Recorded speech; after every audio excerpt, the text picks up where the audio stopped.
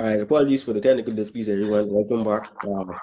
Like I said earlier tonight, we're going to be joined by Benedict College student from Malachi McCoy.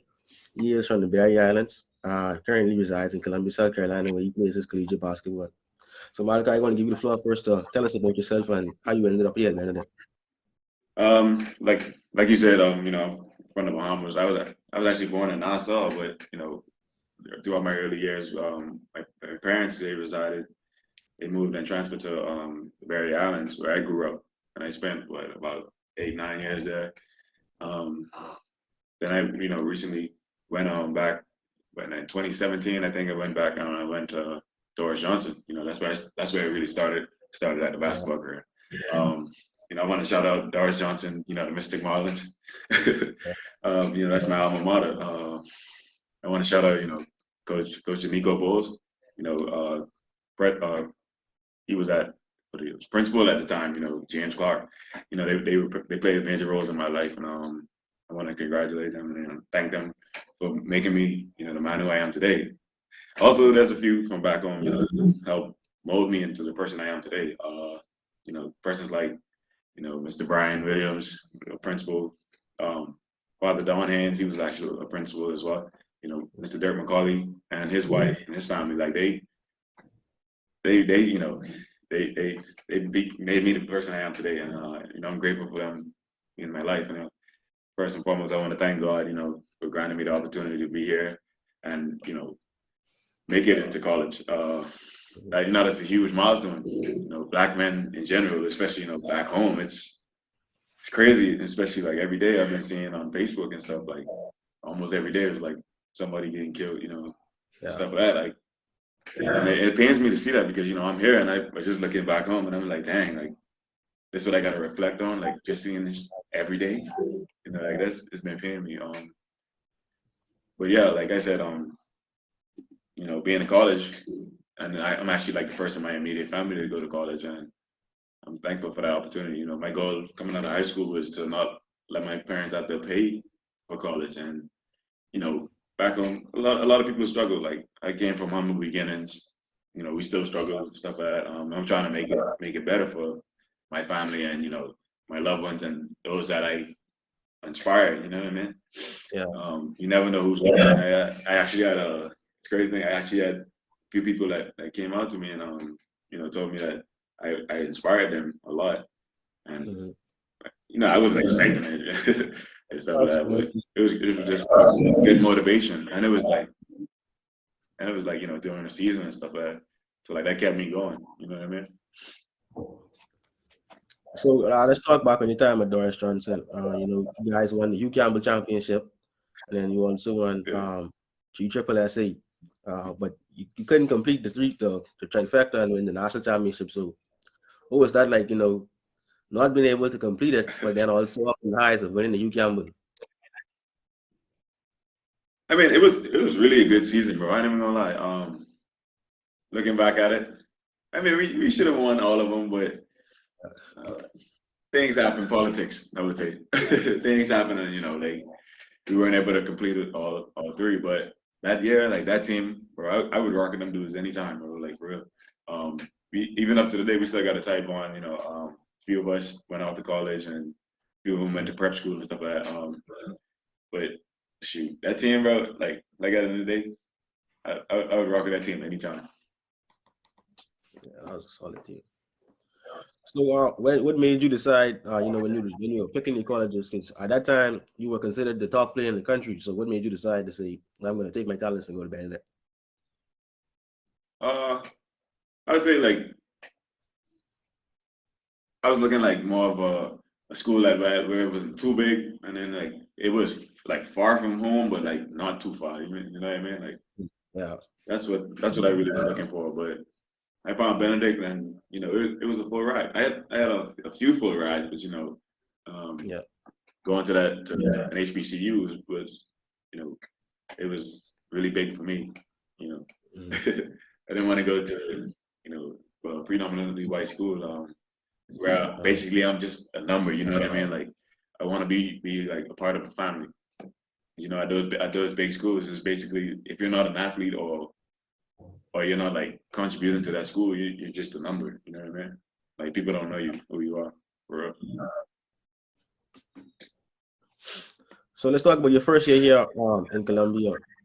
What was it like making that transition from being, the guy in Nassau at Doris Johnson, and now you have to come here and you're one of the small fish in the pond again. You have to reclaim yourself at the top, your spot at the top. I would say the transition at first coming here, it was like, I'm used to like 90-degree weather, 80-degree weather, and that was a struggle for me because like when I came in the fall, like the winter was coming, so it started getting like really cold and stuff like that, and I just had to adjust to it. But thankfully, Coach Bowles and his wife, they were the ones that dropped me out to school, and they helped me to pick out some winter clothes and stuff like that. So like it was a good preparation. But transitioning from high school to college, at first, I the first few weeks I was missing my family and stuff like that because I've always been around them. We're tight and stuff like that. But like that was like the huge struggle. But when it comes to like schoolwork and stuff like that, it wasn't really hard. It's just like college. You gotta really be on time. It ain't like high school where you go back and like have a good bond with your teacher and be able to do paperwork and stuff like that. With college, it's not like that. You gotta meet those deadlines, meet those paper deadlines and all that stuff. So like that was the hardest part I think about coming in my first year, and then also um, going from high school to college, basically at the collegiate level, basketball, it's totally Yeah. different. Dudes' mindsets, the aggression, love, passion for the game, like is at a different level, especially at being at a Division II school. Like it's dudes really come out and compete every day. So what would you say was the hardest transition for you as far as your game goes on the basketball court? The other transition I would say for me, going from like being the 4-man to like the 3-man, if that makes sense. Because Yeah. playing on the wing is it's a lot harder. You got to be develop your ball handling skills, jump shot ability, creating space, basically just being a dog. Like that's that's the biggest part. And then also like as being a junior, you have to be a leader, right? So like there's younger guys like freshmen coming in and they look up to you and stuff like that. So you have to you're basically held at a high standard, and you got to shut on the ropes basically. So after your freshman season, COVID came the very next year. So what was that like? Having to deal with, you know, getting your feet going, getting ready to now really dive into basketball full time, trying to really make a run for it, and then COVID come and stop the season. What was that experience like having your season cut short? So that was tremendous, bro. Because like I was looking like even that year, I think we were 9-1, and the crazy thing is, like we were supposed to go on to regionals and all that stuff. So like all that got cut out. We didn't even had a tournament, a SIAC tournament. We didn't do none of that stuff, bro. And I know that year, like we definitely was gonna win it. But like it was really detrimental, bro. Because when COVID first hit, Benedict, not even just Benedict, it was like all schools in Colombia and in South Carolina, basically. They all like sent all of their U.S., the non-U.S. Send citizen everybody home. students and stuff like that. And they sent everybody home, so we had to deal with that. And then we was on for like what 7 months, 6, 7 months before we could even come back. So like that was challenging. And then another challenging part was going from being face to face in classes to online platform. That was really challenging. Cause I never been on Zoom in my life until like up to that point. For real though. I know like Zooms is usually meant for like interview purposes and stuff like that. If you couldn't meet with an employer and stuff like that. But like that's the new norm now. Everybody Yeah, on you think. on the platform. Yeah. So what was it like for you now to have to readjust again?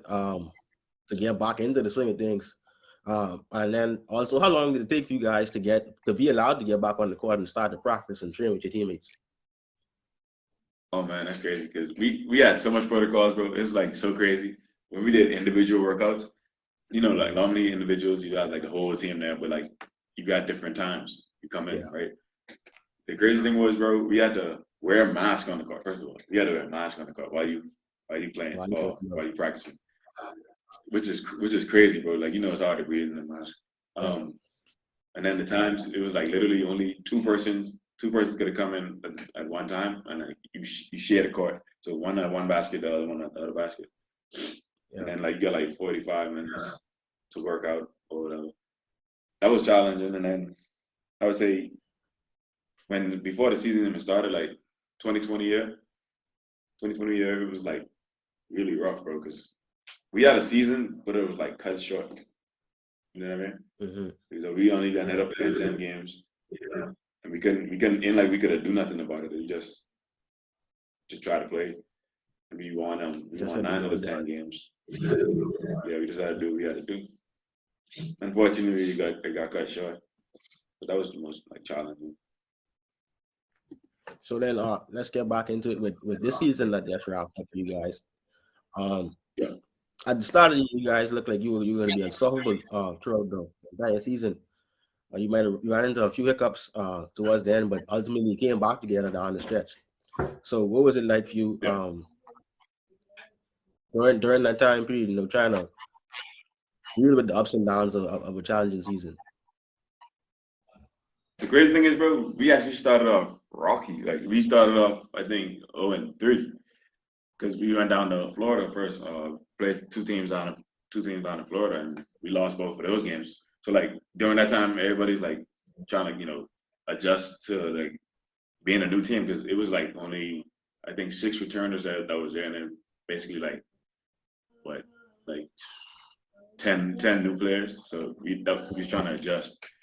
And then like it started picking up after like the third and after the fourth game. Then we started, picking it up. We went on like a 12-0 run, I think. 12-0 run before it got cut short against Morehouse. Oh yeah. But that game, bro, it was crazy because like we lost that game at Morehouse, and the crazy thing was we lost, but we didn't have our full team there. So, but I mean, there's no excuses because we only lost by 5 points. It was just a tough loss. It was just a tough loss. And then at the time, like the team was battling, COVID and stuff like that. So that's why a few players wasn't there. But we still tried to, go out there and do what we had to do. And then we lost that game. But that wasn't really what made us. But the hiccup, the biggest hiccup was when we lost to Fort Valley, bro. They were a 5-13 team at the time, and we lost. Oh yeah, that was a game that was the one. Yeah, because that kicked us out. No, it didn't kick us, but it dropped our rankings in the regionals because we were ranked I think fourth. I think we were ranked fourth in the region at the time. But that loss, yeah, it put us to like I think like 8. Wow, which was bad. And that's probably the reason why we didn't continue on, even though we lost the championship. You know what I mean? Yeah. So let's talk about the championship and the run you guys had the other day at the conference tournament. What was the mindset going in? I know the mindset always is to come out on top with the championship, but what was something that was driving you throughout the tournament? What driving me, bro? Like literally, my mom was like, constantly messaging me and stuff like that. Because she know my father had the opportunity to like watch me in person. You know what I mean? Like ever. Even in high school, they never watched me play basketball like in person. And seeing like that fuel, knowing like that motivation, where I came from, all that stuff, like all that drive me to, push. And then, we won 4 straight championships my high school year. So like I've been on that stage before. I know what it's like to really win. I just tried to encourage guys on my team to just, want it. Like you gotta really want something in life, because a lot of them ain't never been on that stage before. Like whether it was in high school or not, like they never been to that stage, that type of setting. And I just tried to keep them composed, Because even in the championship game, bro, I think they felt as though like we had won the game already. Because like before it even when the started. game first started, yeah, they thought they had won the game, but I was like trying to keep my composure and stuff like that. They went up like 30 points on us, bro, first half. I was like, what? Ain't no way. Like, even though like they went up 30, I was still the one that was trying to help us, like, try to come back and stuff like that. Try to keep us composed, get back on track. And then yeah, I think that 30-point deficit, like It was just too that much. really like sealed the game. Yeah. Because in the Yeah, second half we came back. We only lost by I saw that. 14. So I think like if it was like even if it was like a 20-point lead, 15-point lead, I think we would have came back and like really won it. But that's how it was. Man, I congratulate Savannah State for real, right? I ain't got no hatred and nothing like that for them. Like they're some good dudes, bro. They really like fought for it. They wanted it more. It just showed. Yeah, we Um, played that day. That's good. yeah, like because we're on in our region, in our conference, Savannah State was ranked number 3, and we were ranked number 2 on the west side. Mm. Sorry, on the east side. We were on the east side. We were the number 2 team, and then we faced them. They were the number 3 team. So Yeah, that was crazy. And they had the game before that. They beat the number 1 seed, yeah, they beat and Mobs. so that probably boosted their confidence even more. Yeah, And then during the season, we beat them twice by like 7 or 6 points. And I was like telling dudes like going into the game, like, bro, this third time, this ain't gonna be the same team we played in the regular season. Like, yeah. y'all got to come with that mindset, that dog mindset, and then games just went away from us, bro. They dominated us. Like they dominated the guards. It was just crazy, bro. So you had the chance to play with a lot of great players in your career so far, both high school and college. So who's one guy that you would say stuck out to you the most that you most enjoyed playing with? I'd say Brewster Academy. When we played against Brewster, when Terrence Clark was alive, God rest his soul. I'd say that team, Jalen Pugh, Terrence Clark, Kai Jones, and them boys, they was fun to play against, and it was just fun. And then when I seen Kai got drafted, I was like, bro, I literally just played against this dude, what, 2 years ago? I was like, man, that's crazy. Like, if he could do it, bro, I know I can do it. Like, that's crazy. And then seeing Sami Hunter and all them like doing that thing, all that stuff like motivates me to continue going. So what's your expectations now as you get into your senior year? My expectations, I know we're held at a high standard, so like just gotta maintain my composure. Stick to what I know, just stay humble. 'Cause I know what it's like to win some, I know what it's like to lose some, bro. And with every loss, you can't think about it like that's the last. You know what I mean? You gotta move past that and use that to build like what you got going on in the future. I'd say that's just it. Like lead my team, uh, lead the team. I wouldn't say my team because I'm not the captain, but lead those guys to better. Because I set the tone for the seniors that was there now. So Yeah, we went on and had a magnificent season, bro. Because when I first came to this program, it was a 4-24 team. So like that should tell you, bro. And then we went 23-6. So yeah. so that's a huge turnaround. Huge turnaround. So what's a part of the game that you expect to elevate the most in the season? You're already one of the top rebounders in the conference. So now what's the next part of the game that you hope to see evolve next season? The next part of me definitely gonna be the wing, transitioning to the wing. Working on my ball handling skills. Jump shot, free throws. Working on better than my free throws and stuff like that. But I've had a pretty decent season, so I'm just gonna look back at all the tapes and stuff like that. Try to perfect what I do, and then add even more to my arsenal. It's just gonna be scary to watch next year. That's all I'm gonna say. I'm reaching out to a few few personal trainers out here, so Uh, I'm yeah, I got some stuff set up for this summer. all right. So they have you listed as a forward, but most of the season for the games that I saw, you were playing more of the five. So that next year you're going to be a full time. You're actually going to be in the wing most next year. Yeah, but the reason I'm playing the five is because we're short-handed, like with big guys. So, and back in high school, that mainly was my position. That was mainly my position. So it was kind of like nothing to me. Like I wasn't really phased by it or nothing. And then I'm not scared of nobody. So I was able to Yeah. battle down there. Grab a few blocks, average like what 9 rebounds, I think, like 9.2 Mhm. rebounds a game, some of that.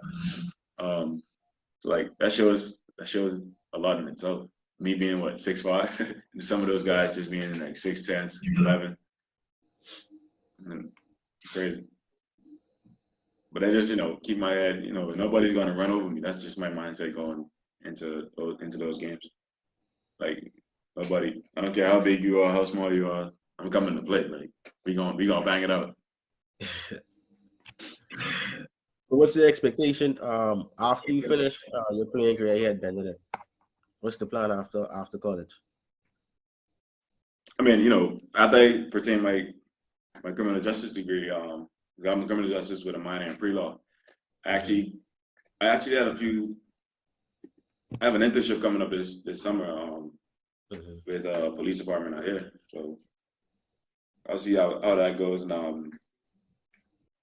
I actually had thoughts of going to law school to further my education, or going to grad school to continue out because I still have 2 years of eligibility left. Because Oh COVID, yeah, we yeah, gotta yeah. we received the extra year. So I have a lot of options right now. I haven't really like put big thought into it yet, but definitely like throughout the summer, I love my answer. So you talked a lot about internships and playing other year in college, but you didn't say anything professional. So you don't look to go to turn professional in basketball. Professional? That's not something right now. Nah, that's definitely something. That's definitely something I'm still passionate about, but I still haven't Uh, like really like thought about it on that next level yet. Like I I haven't. got I mean, I'm not saying like I'm not going to, but I you. definitely haven't like thought about it. But I played in a program out here like last summer, and that was really fun. So I'm definitely Mhm. gonna want to do it again. Uh, And this is like one of my most passionate. What I'm most passionate about is basketball is my favorite sport. mhm. So when did it dawn on you that hey, I could be a college basketball player? And this is something that I actually really am really good at. I think it probably dawned on me like my second semester freshman year. Mhm. I was like, bro, I could really do this. You know what I mean? This Mhm. ain't really nothing. Um, being a student athlete it's hard. I ain't gonna lie, it's really hard. So like I would encourage all the other student athletes out there that's continuously going through it. Like you're doing a good job, like for real. Like average persons can't just go there and take on the stress that we take on. You know what I mean? Yeah. Trying to balance school life and basketball or whatever sport you play. Like that's really hard. But it says it in itself though. Student athlete, you got to be a student first. Like all that stuff come first. You can't be eligible to play any sport if you don't have good grades. So Mhm. like I try to maintain a high GPA. Like right now my cumulative GPA is a 3.75. So like Wow. it can be done. Like it really Mhm. can be done. And That's coming out good. of yeah, coming out of high school, I think my cumulative was 3.21, and I graduated that year with a 3.44. Mhm. I mean, I was head boy at Doris. I miss those days, but life goes on. Life goes on. So before you wrap it up, just want to get what's the best piece of advice that you've received so far throughout your playing career, or just from a teacher and talking to you as a student?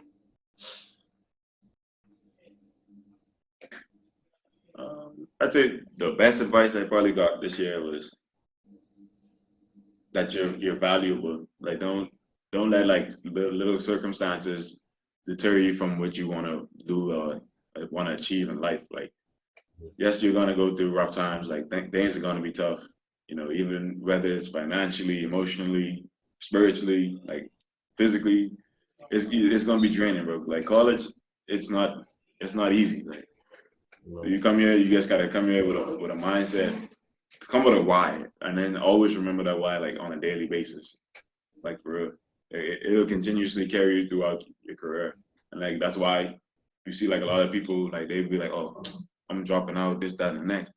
It's really because they like in their head they gave up, but you just gotta keep a strong mentality. A lot of us don't have opportunities like everybody. You know what I mean? Not all of us are silver spoon fed. So like people who came back from like financial backgrounds and stuff, like you see like they don't really want it for real. Like, but me for personally, you know, coming from humble beginnings, I really want something. I want to change the outcome of my family, you know, future.